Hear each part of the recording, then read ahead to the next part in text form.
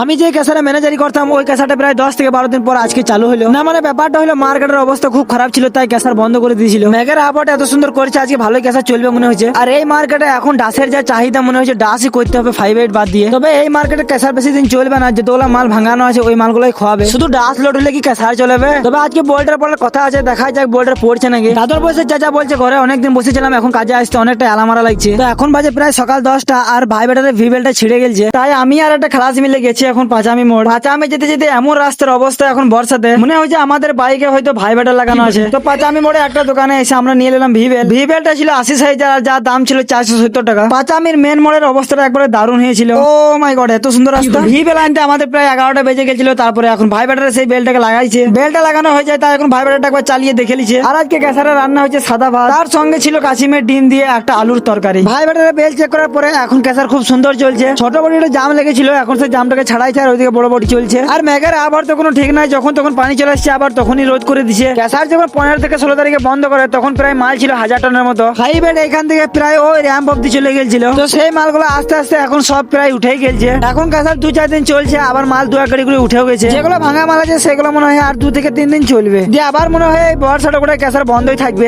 এখন বাজে দুপুর 1টা আর গ্যাসার বন্ধ করা হয়েছে না, মানে খালাসিরা খাবার খাবে তার জন্যই বন্ধ করা হয়েছে। 1টার সময় বন্ধ করেছে, আবার 2টার সময় চালু করে দিবে। 3-4টে খালাসি থাকলে বন্ধ করতে হয় না, 2টো খালাসি বলে বন্ধ করেছে। আর এমনিতেও যা হারে রোদ করেছে বাপরে, তো গাড়িগুলো সব দাঁড়িয়ে আছে, আজকে একটাও বেরোয়নি। আর এর পেছনে একটাই কারণ, এখন হামিদপুর খাদান বন্ধ। হাইওয়ে গুলো আবার জড়ো হচ্ছে, সাইডে সাইডে লাগিয়ে লাগিয়ে দেখতে হচ্ছে। হাইওয়ের গাদাতে মনে হয় বন্যা হয়ে গেছে, ওইদিকে ক্যাসার ও রিমনাম চলছে। সো দেখা হচ্ছে পরের কোনো একটা খারাপ ভিডিওতে।